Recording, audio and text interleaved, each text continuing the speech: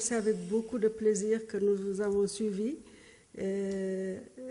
Quand vous parlez de Saint-Louis dans ses réalisations et dans ses chantiers, nous saluons votre courage et votre détermination à faire de Saint-Louis une ville phare.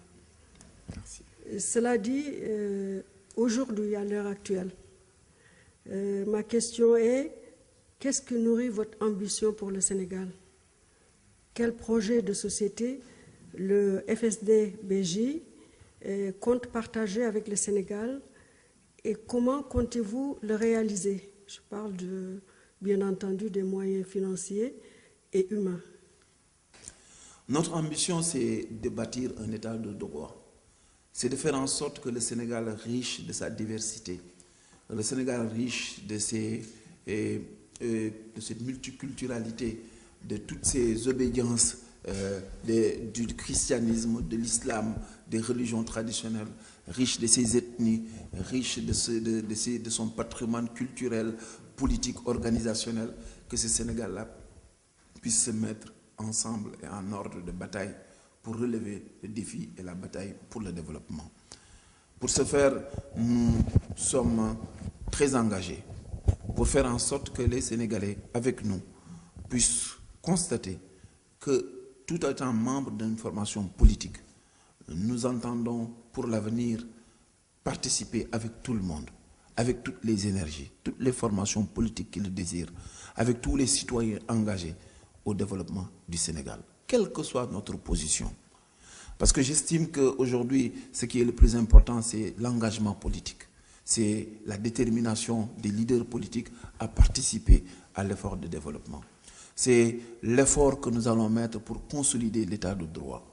C'est le fait que nous puissions voir un président de la République, des ministres qui sont à équidistance par rapport aux différents pouvoirs, que ce soit confrérique, religieux ou tout autre, mais de faire en sorte que l'État reste un État impartial. Le citoyen a besoin de sentir un État fort, un État qui va assurer le droit pour tous et d'une justice transparente et qui est à égale distance de toutes les formes de groupes de pression. L'ambition que nous avons, c'est de travailler avec toutes les énergies, avec tous les groupes politiques, avec la société civile pour faire émerger ce Sénégal-là. C'est faire en sorte que l'Assemblée nationale puisse retrouver ses prérogatives, ses missions essentielles de contrôle de l'action gouvernementale. C'est faire en sorte que la justice puisse traiter de toutes les situations conflictuelles et problématiques dans le pays. Et qu'au niveau de la justice, que le président de la République, comme le simple citoyen, soit levé et vu sur le même pied d'égalité. Conformément à la loi, que nous puissions traiter de toutes ces questions dans la transparence pour que les gens puissent au moins savoir qu'il y a un espace dans le pays où tout le monde est sur le même pied d'égalité. Notre ambition, c'est de réaliser le développement profond du pays. Quand on parle de développement, on parle d'abord du monde rural. Aujourd'hui, il est beaucoup question pour le Sénégal de voir que plus de 70% des populations habitent encore le monde rural. Et il est extrêmement difficile de joindre un coin à la capitale. Et notre ambition, c'est non seulement de régénérer les 6 zones agroécologiques, mais d'y travailler en mettant des pôles de développement, articulés autour du programme de développement agricole qui va mettre en place les systèmes de formation, d'encadrement et de commercialisation qui étaient au début de l'indépendance les prémices du programme de Mamadou Dia, mais que des contingences ont amené à complètement être dynamités et qui n'existent plus aujourd'hui. Je pense que nous pourrons travailler, tout comme la zone orientale, qui pourrait être réservé aux cultures du coton et à toute autre spéculation adaptée comme la Casamance. Et ainsi, dans un réseau de transport intégré qui ferait que tout coin du Sénégal puisse être joint à Dakar en un minimum de 3 heures à 4 heures de temps, je pense qu'ainsi, nous allons faire en sorte que chaque citoyen, le plus éloigné comme le plus près, puisse se sentir en harmonie dans un espace intégré où il y aura la liberté de circuler, la liberté d'agir et la liberté d'inventer et de produire. Et que, à charge pour l'État du Sénégal de travailler pour mettre en place un système de production, de captation du produit agricole et du produit industriel ou semi-industriel de telle sorte que le Sénégal deviendra plus actif et plus attractif. Deuxièmement aussi, mais il s'agit pour cela de former les gens. Et quand on parle de cela, on pense à l'éducation. On pense à l'adaptation de ces zones agroécologiques à un système éducatif, ou l'accrochage de ces zones agroécologiques à un système éducatif qui va former par rapport aux besoins exprimés par nos entreprises, par rapport aux besoins ressentis par l'activité économique de terrain. Il ne s'agira plus de former pour former ou d'amasser dans des nombres astronomique des enfants ou des étudiants dans des filières sans lendemain, mais de redistribuer de manière proportionnelle aux besoins réels de développement du pays. Tout cela qui font la force de ce pays et sa vitalité. Je veux parler des jeunes et du système éducatif. Pour penser le futur, il faut avoir dès à présent, dès le bas âge, au niveau de la maternelle, de l'école élémentaire, à former les gens à ce système, à nous rééduquer, à nous discipliner, pour que demain nous puissions offrir cet environnement de développement, cet environnement d'action organisée et concertée au profit du développement du Sénégal.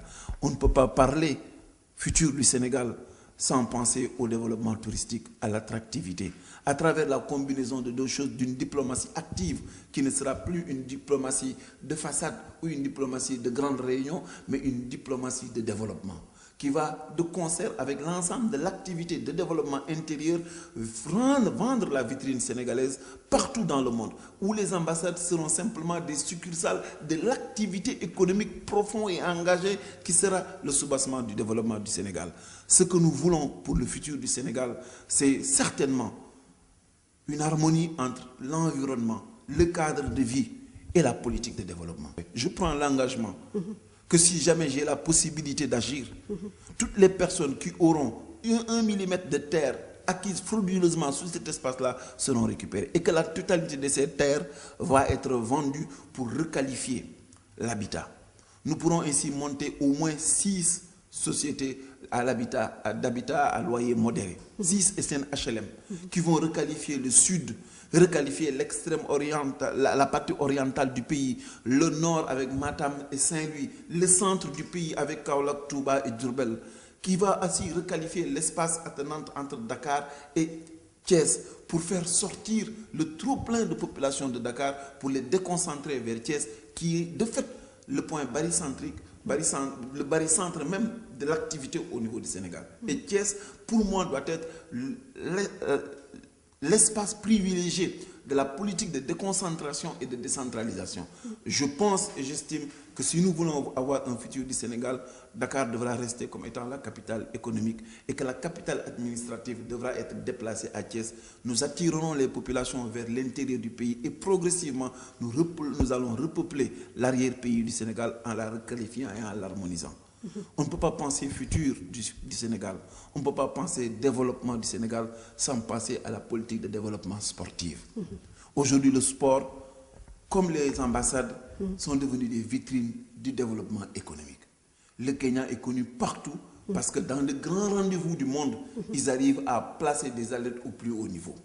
Nous avons pensé à un programme de développement sur 10 ans qui va nous permettre, au bout de ces 10 ans-là, non seulement d'organiser un championnat d'Afrique d'athlétisme, mais une coupe d'Afrique des nations de football, une coupe d'Afrique de basket, une coupe d'Afrique dans différentes disciplines. Mais on se donnera 10 ans de préparation, 10 ans pour prendre de la petite catégorie, les former pour quand le moment viendra, ils auront tous 25 ans à la fleur de l'âge, engagés, mais ils ont été dressés dans des centres particuliers, encadrés, engagés, formés pour demain apporter au Sénégal les meilleures satisfactions.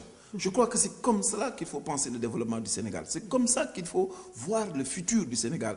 10 ans, on pourra mourir entre ces 10 ans-là, mais au moins on donnera une base pour que les gens sachent que dans 10 ans, voici ce que nous devrons faire. Si nous devrons construire des stades, si nous devrons construire des équipements, on se donnera le temps pour le faire.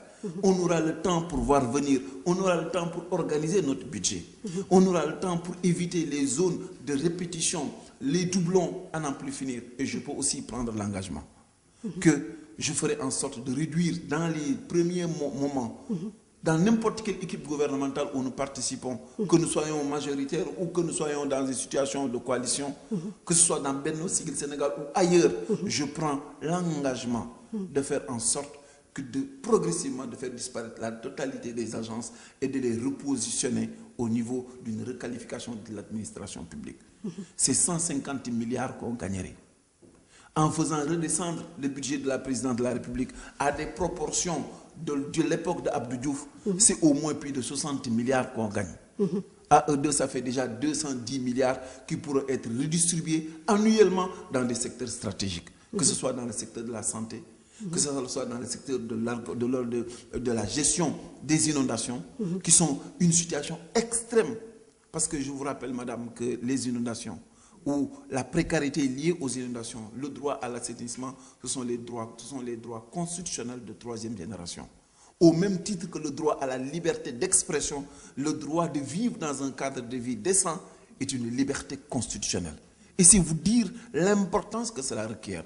Je peux prendre aujourd'hui l'engagement dans cette dynamique-là que le FSD/BJ se mobilisera, que tous nos scientifiques, tous les intellectuels que nous avons se mobiliseront pour que nous puissions proposer aux Sénégalais un projet global qui va mettre hors d'eau l'ensemble des capitales régionales du pays, dans un premier temps, et surtout Dakar en priorité. Faire en sorte que nous allons vivre en harmonie avec l'eau, mais que nous n'allons plus subir l'eau. Nous aurons vocation à domestiquer l'eau au service du développement et à ne plus voir l'eau détruire les efforts de développement. Voici donc entre quelques autres éléments, et je pourrais encore y rajouter d'autres, la grande ambition que le FSD/BJ a. Et nous ne sommes pas dogmatiques au point de penser que ça va se faire qu'avec nous. Nous sommes ouverts et nous sommes disponibles.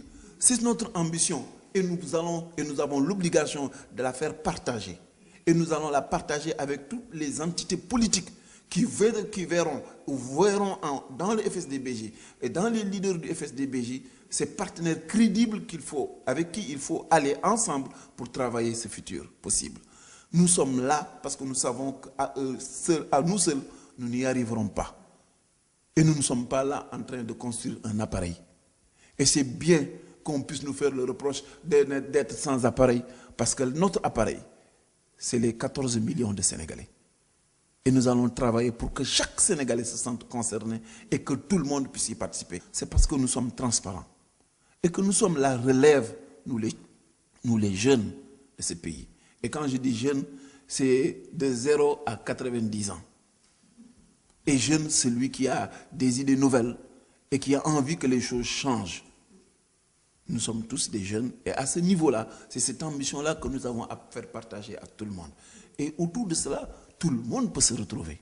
Autour de cela, on peut faire l'union des forces et l'union des initiatives pour faire en sorte que plus jamais, que la grande désillusion et la grande dépression que nous avions eue avec l'avènement de M. Abdoulaye Wade pendant ces 10 dernières années, que cela ne puisse pas se refaire. Et que aussi, que les 40 dernières années qui ont précédé le règne d'Abdoulaye Wade, tout ce que nous avions décrié jusqu'à enlever Abdou Diouf, que cela ne puisse plus revenir. L'histoire du Sénégal ne commence pas avec 2000, c'est l'histoire de 50 années et il nous faut faire l'état des lieux de cette manière de gérer le pays et plus jamais retourner à ce que nous avons déjà banni. Nous regarder et nous tourner résolument vers le futur et ce futur-là se fera avec des gens qui ont des idées nouvelles, des ambitions nouvelles et une volonté d'associer tout le monde et pas d'exclusivisme puisqu'il s'agit du Sénégal.